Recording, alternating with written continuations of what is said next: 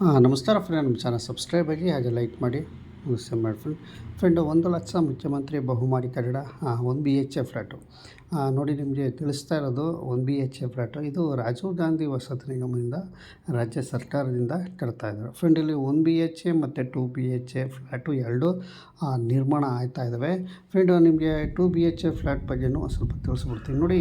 2 BHK flat ಹಿಂದೆ 14 ಲಕ್ಷ ರೂಪಾಯಿ fix ಮಾಡಿತ್ತು. GST ಅವೆಲ್ಲ ಸೇರ್ಕೊಂಡು ಒಂದು 15 ಲಕ್ಷ ಪ್ಲಸ್ ರಿಜಿಸ್ಟ್ರೇಷನ್ ಖರ್ಚೆಲ್ಲ ಸೇರಿತ್ತು ಫ್ರೆಂಡ್. 2 BHK ಫ್ಲ್ಯಾಟು ಇದು ಒಂದು ರೇಟ್ ಫಿಕ್ಸ್ ಮಾಡಿ ಇಲ್ಲಿತ್ತು ಫ್ರೆಂಡ್. ಅದಾನಂತರ ಈಗ ಏನು ಹಿಂದೆ ಸರ್ಕಾರ 14 ಲಕ್ಷ ರೂಪಾಯಿ ಮಾಡಿತ್ತು, ಈಗ ಬಂದಂಥ ಸರ್ಕಾರ ಈಗ 2 BHK ಫ್ಲ್ಯಾಟು ಅದನ್ನ ಫಿಕ್ಸ್ ಆಗಿರೋ ರೇಟು ಕ್ಯಾನ್ಸಲ್ ಮಾಡಿದೆ. ಅಂದರೆ 15 ಲಕ್ಷ ಏನು ಫಿಕ್ಸ್ ಆಗಿತ್ತಲ್ಲ ಅದು ಕ್ಯಾನ್ಸಲ್ ಮಾಡಿ ಈಗ 2 BHK ಫ್ಲ್ಯಾಟು ಹರಾಜು ಬಿಡ್ತೀವಿ ಅಂತ ತಿಳಿಸ್ತಾ ಇದ್ದಾರೆ. ಅಂದರೆ ನೀವೇನಾರು 2 BHK ಫ್ಲ್ಯಾಟ್ ತಗೊಬೇಕು ಅಂದರೆ ಹರಾಜು ಕೊಡ್ತಾರೆ.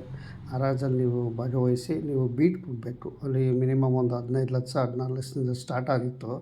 ಅದು ಎಷ್ಟು ಜನ ಹೋಗುತ್ತೆ ಅದು ನೋಡ್ಕೊಂಡು ನೀವು ತಗೊಬೇಕಾಗುತ್ತೆ.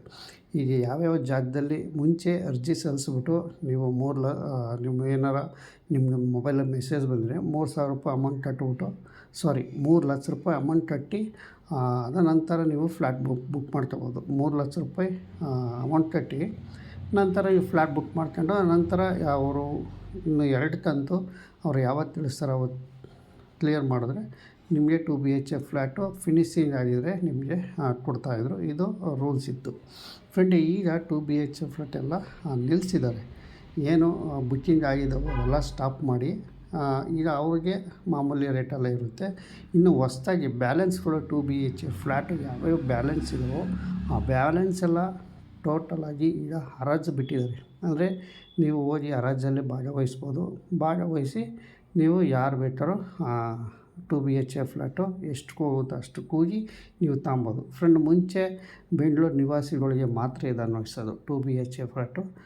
ಬೆಂಗಳೂರಿನ ನಿವಾಸಿಗಳಿಗೆ BPL ಕಾರ್ಡ್ ಇರೋಂಥವ್ರಿಗೆ ಮತ್ತು ಆದಾಯ ಜಾಸ್ತಿ ಇದ್ದರೂ ಸಹ ಇದು ಇರೋದು. ಈಗ ಅವೆಲ್ಲ ತೆಗ್ದಾಕಿ ಕೇವಲ ಆಧಾರ್ ಕಾರ್ಡ್ ಹೊಂದಿದ್ರೆ ಯಾರು ಬೇಕಾದ್ರೂ ಹರಾಜಾಗಿ ತಗೊಬೋದು ಅಂತ ಕ್ಲಿಯರಾಗಿ ತಿಳಿಸ್ತಾ ಇದೆ. ಬಟ್ ಇಲ್ಲಿ ಸರ್ಕಾರದಿಂದ ಎಷ್ಟಕ್ಕೆ 2 BHK ಫ್ಲ್ಯಾಟು ನಿಗದಿಪಡಿಸಿಲ್ಲ. ಹಾಗಾಗಿ ಇನ್ನೂ ಅದು ಅದೇ ಥರ ಇದೆ.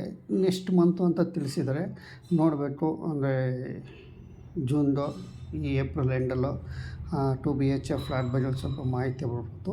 ಎಷ್ಟು ಪ್ರಾರಂಭ ಹರಾಜು ಕೂಗೋದು ಅಂತ ಒಂದು ದಿನಾಂಕ ಮತ್ತು ಯಾವ ಜಾಗದಲ್ಲಿ ಹರಾಜು ಕೊಡ್ತಾರೆ ಎಲ್ಲ ಸ್ವಲ್ಪ ಸರ್ಕಾರ ನಿಗದಿಪಡಿಸಾದ್ಮೇಲೆ ಮಾಹಿತಿ ಕೊಡ್ತೀವಿ ಅಂತ ತಿಳಿಸಿದ್ದಾರೆ 2 BHK ಫ್ಲ್ಯಾಟು ಫ್ರೆಂಡ್. ಇಷ್ಟು ನಿಮಗೆ 2 BHK ಫ್ಲ್ಯಾಟ್ ಬಗ್ಗೆ ತಿಳಿಸಿದ್ದೀನಿ. 2 BHK ಫ್ಲ್ಯಾಟ್ ಏನಾರ ನಿಮ್ಗೆ ಬೇಕಾದರೆ ಬೆಂಗಳೂರಿನಲ್ಲಿ ಸುತ್ತಮುತ್ತ ಏನಿದ್ದಾವೆ ಎಲೆಕ್ಟ್ರಾನಿಕ್ ಸಿಟಿ ಮತ್ತು ದಾಸರಳ್ಳಿ, KR ಪುರಂ ಮತ್ತು ಯಶವಂತಪುರ, ಯಲಹಂಕ ಈ ಜಾಗದಲ್ಲಿ ಸ್ವಲ್ಪ ಉಳಿದಿರ್ತವೆ. ಅವು ಮಾತ್ರ ಹರಾಜು ಬಿಟ್ಟಾಗ ಖಂಡಿತವಾಗಿ ತಿಳಿಸ್ತೀನಿ. 2 BHK ಫ್ಲ್ಯಾಟ್ ಏನಾರು ಇಷ್ಟ ಇದ್ದರೆ ದಯವಿಟ್ಟು ನಮ್ಮ ಚಾನಲ್ ಸಬ್ಸ್ಕ್ರೈಬ್ ಆಗಿ ಮಾಡಿಕೊಂಡಿರಿ.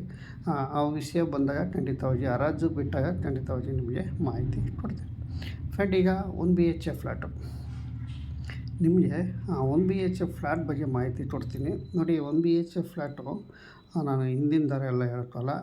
ಈಗ ಸದ್ಯಕ್ಕೆ ನಡೀತಾ ಇರೋ 1 BHK ಫ್ಲ್ಯಾಟು 13,20,000 ಇರುತ್ತೆ ಫ್ರೆಂಡ್. ಈಗ ಬೆಂಗಳೂರಿನಲ್ಲಿ ಸಾಕಷ್ಟು ಕಡೆ ಕಟ್ಟಿದ್ದಾರೆ, ಒಂದು ಕಡೆ ಅಂತ ಅಲ್ಲ, ಸುಮಾರು ಕಡೆ. ಯಲಹಂಕ ಆಗಿರ್ಬೋದು, KR ಪುರಂ, ಯಶವಂತಪುರದಲ್ಲಿ ಅತಿ ಹೆಚ್ಚು ಯಲಹಂಕ ಕ್ಷೇತ್ರ ಮತ್ತು ಯಶವಂತಪುರದಲ್ಲೇ ಅತಿ ಹೆಚ್ಚು ಫ್ಲ್ಯಾಟ್ಗಳು ನಿರ್ಮಾಣ ಆಗಿದ್ದಾವೆ 1 BHK ಫ್ಲ್ಯಾಟು. ನಿಮಗೆ ತೋರಿಸ್ತಾ ಇದ್ದೀನಲ್ಲ, ಇದು 1 BHK ಫ್ಲ್ಯಾಟ್ಗಳು ಇಲ್ಲಿ ನಿರ್ಮಾಣ ಆದವೆಲ್ಲ, ಇವೆಲ್ಲ 1 BHK ಫ್ಲ್ಯಾಟ್ಗಳು. ಹಾಗಾಗಿ ನಿಮಗೆ 1 BHK ಫ್ಲ್ಯಾಟ್ ಬಗ್ಗೆ ನಿಮಗೆ ತಿಳಿಸ್ತಾ ಇದ್ದೀನಿ ಫ್ರೆಂಡ್. ಈಗ 13,20,000 ರೂಪಾಯಿ ನೀವು ಏನು ಕಟ್ಟಂಗೇನಿಲ್ಲ. ಸರ್ಕಾರ ಇದಕ್ಕೆ ಸಬ್ಸಿಡಿ ಕೊಡುತ್ತೆ. ಅಂದರೆ ಜನರಲ್ ಕ್ಯಾಟಗರಿಗೂ ಸಬ್ಸಿಡಿ ಕೊಡುತ್ತೆ ಮತ್ತು SC STಗೂ ಸಬ್ಸಿಡಿ ಕೊಡುತ್ತೆ.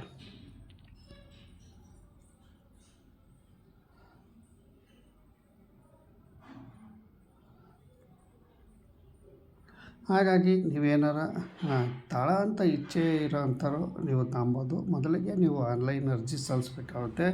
ನೀವು ಲಿಂಕು ನಿಮಗೆ ತೋರಿಸ್ತಾ ಇರ್ತೀನಿ, ಡಿಸ್ಕ್ರಿಪ್ಷನ್ ಬಾಕ್ಸಲ್ಲೂ ಸಹ ಹಾಕಿರ್ತೀನಿ. ನೀವೇನಾದ್ರು ತಗೊಬೇಕು ಅಂತ ಅಂದರೆ ನೀವು ಮೊದಲು ಅರ್ಜಿ ಸಲ್ಲಿಸ್ಬೇಕು.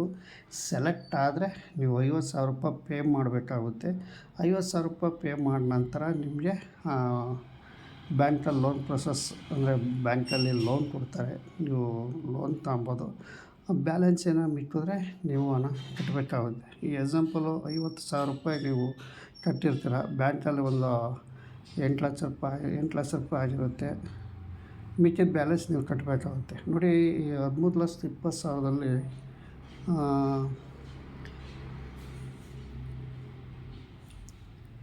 ಈ ಸಬ್ಸಿಡಿ ST SC ಮತ್ತು ಜನರಲ್ ಕ್ಯಾಟಗರಿಗೆ ಸಬ್ಸಿಡಿ ಹೊರತುಪಡಿಸಿ, ನೋಡಿ ಜನರಲ್ ಕ್ಯಾಟಗರಿಗೆ ಸಬ್ಸಿಡಿ ಹೊರತುಪಡಿಸಿ 10.5 ಲಕ್ಷ ರೂಪಾಯಿ ಆಗುತ್ತೆ. ನೋಡಿ, ಸಬ್ಸಿಡಿ ಎಲ್ಲ ತೆಗ್ದಾಕಿ 2,70,000 ತೆಗೆದ್ರೆ ನಿಮಗೆ 10.5 ಲಕ್ಷ ರೂಪಾಯಿ ಇಲ್ಲಿ ಜನರಲ್ ಕ್ಯಾಟಗರಿಯಲ್ಲಿ ಕಟ್ಟಬೇಕಾಗುತ್ತೆ. ಅದೇ ಥರ SC ST 9,70,000 ನೀವು ಕಟ್ಟಬೇಕಾಗುತ್ತೆ. ಫಂಡ್ ಎಲ್ಲ ಸಬ್ಸಿಡಿ ಎಲ್ಲ ಹೊರತುಪಡಿಸಿ ನಿಮ್ಗೆ ತಿಳಿಸ್ತಾ ಇರೋದು. SC ST 9,70,000 ಪ್ಲಸ್ ನಿಮಗೆ ಜನರಲ್ ಕ್ಯಾಟಗರಿಗೆ 10.5 ಲಕ್ಷ ರೂಪಾಯಿ ಕಟ್ಟಬೇಕು. ವಿತ್ ರಿಜಿಸ್ಟ್ರೇಷನ್ ಖರ್ಚು ಸಹ ನಿಮ್ಮದು ಸ್ವಂತ ಇರುತ್ತೆ. ರಿಜಿಸ್ಟ್ರೇಷನ್ ಖರ್ಚು ಒಂದು 50,000 ಹತ್ತತ್ರ ಆಗ್ಬೋದು. ಇದು ಸ್ವಂತ ರಿಜಿಸ್ಟ್ರೇಷನ್ ಖರ್ಚು ಸಹ ನಿಮ್ಮ ಸ್ವಂತದಲ್ಲೇ ನೀವು ಮಾಡಿಸ್ಬೇಕಾಗುತ್ತೆ. ಅದರ ನಂತರ ನೀವೇನೋ ಫ್ಲ್ಯಾಟ್ ಏನೋ ಫಿನಿಶಿಂಗ್ ಆಗಿದರೆ ನಿಮ್ಮ ಜಾಗದಲ್ಲಿ ಸ್ವಾಧೀನ ಪತ್ರ ರಿಜಿಸ್ಟ್ರೇಷನ್ ಕೊಟ್ಕೊಂಡು ಕೀ ಕೊಡ್ತಾರೆ. ಫ್ರೆಂಡ್, ಇಲ್ಲಿ ಬ್ಯಾಂಕ್ ಲೋನು ಅವೈಲೇಬಲ್ ಇರುತ್ತೆ. ಬ್ಯಾಂಕ್ ಲೋನು ಸಹ ಇಲ್ಲಿರುತ್ತೆ. ಬ್ಯಾಂಕ್ ಲೋನು ಏನಾರ ನಿಮಗೆ ಸಿಬಿಲ್ ಸ್ಕೋರ್ ಕಮ್ಮಿ ಆಯಿತು ಅಂದರೆ ಸ್ವಲ್ಪ ಇದು ಮಾಡ್ತಾರೆ. ಫ್ರೆಂಡ್, ಇಲ್ಲಿ ಏನು ಬ್ಯಾಂಕ್ ಲೋನ್ ಏನಾರ ನೀವು ಮಾಡಿಸ್ಕೊಂಡಿದ್ರೆ ನಿಮಗೆ ಬಡ್ಡಿ ಸಹಾಯಧನವೂ ಸಿಗುತ್ತೆ. ನೀವು ಈಗ ಎಕ್ಸಾಂಪಲ್ ಒಂದು 8.5 ಲಕ್ಷ ಕಟ್ಟಬೇಕು, 50,000 ಕಟ್ಟಿರ್ತೀರ. ಇನ್ನು 9.5 ಲಕ್ಷ ಕಟ್ಟಬೇಕು, 50,000 ಕಟ್ಟಿರ್ತೀರ. ಇನ್ನು 9 ಲಕ್ಷ ರೂಪಾಯಿ ನೀವು ಕಟ್ಟಬೇಕಾಗುತ್ತೆ. ಬ್ಯಾಂಕಲ್ಲಿ ಒಂದು 7-8 ಲಕ್ಷ ಆಗುತ್ತೆ. ಇನ್ನು ಬ್ಯಾಲೆನ್ಸ್ ಕಟ್ಕೊಂಡು ನೀವು ಫುಲ್ ಅಮೌಂಟು ಪೇ ಮಾಡಬೇಕಾಗುತ್ತೆ. ಇನ್ನು ಇದು ಸರ್ಕಾರದಿಂದ ಸಹ ಬಡ್ಡಿ ಸಹಾಯಧನ ಅಂತ ಆಲೇ ಬಿಟ್ಟಿದ್ದಾರೆ. ಅದು ಅರ್ಜಿ ಎಲ್ಲ ಪ್ರಾರಂಭ ಆಗಿದೆ, ಬಡ್ಡಿ ಸಹಾಯಧನ ಅಂತ. ಇದು ಬಡ್ಡಿ ಸಹಾಯಧನವೂ ಸಹ ನಿಮಗೆ 3%ಇಂದ 5%ವರೆಗೂ ಬಡ್ಡಿ ಸಹಾಯಧನ ಸಿಗುತ್ತೆ. ಅಂದರೆ ಈಗ ನೀವು ಒಂದು ಬ್ಯಾಂಕಲ್ಲಿ ಒಂದು 10,000 EMI ಮಾಡಿಸ್ಕೊಂಡಿದ್ರೆ ನಿಮಗೆ 2,500 ರೂಪಾಯಿಂದ 3,000 ರೂಪಾಯಿ ಕಮ್ಮಿ ಆಗುತ್ತೆ. ಕಂತು ತಿಂಗಳ ಕಂತಲ್ಲಿ ನಿಮಗೆ ಸುಮಾರು 10 ವರ್ಷ ಕಾಲ ನಿಮಗೆ 3% EMI ಕಮ್ಮಿ ಆಗುತ್ತೆ ಅಂತಲೇ ಹೇಳಿದೆ. ಇದು ಸರ್ಕಾರ ನಿಗದಿಪಡಿಸಿದೆ ಅಂತಲೇ ಹೇಳೋದು. ಫ್ರೆಂಡ್, ಇದು 1 BHK ಫ್ಲ್ಯಾಟ್ ಬಗ್ಗೆ ನಿಮಗೆ ಸಂಪೂರ್ಣವಾಗಿ ಮಾಹಿತಿ ಕೊಟ್ಟಿದ್ದೀನಿ.